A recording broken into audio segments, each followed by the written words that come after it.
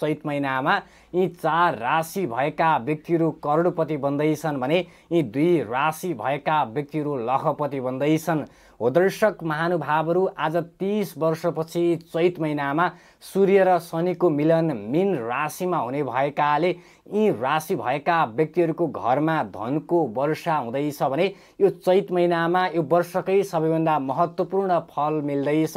ऋणको ब्याजले आकाश छोइसक्यो, मरौँ कि बाँचौँ भइरहेको छ भने अब नातिनुस्। यो चैत महिनामा तपाईका सबै समस्याको समाधान हुँदैछ भने स्वदेश विदेशमा प्रशस्त धनलाभ हुँदैछ।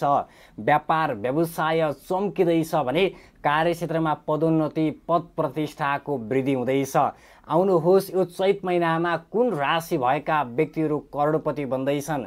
करोडपति बन्ने पहिलो राशि रहेको छ मिथुन राशि, दोस्रो नम्बर राशि रहेको छ कर्कट राशि, तेस्रो नम्बर राशि रहेको छ धनु राशि, चारौं नम्बर राशि रहेको छ मीन राशि। अब चैत महिनामा कुन राशि भएका व्यक्तिहरू लखपति बन्दैछन्।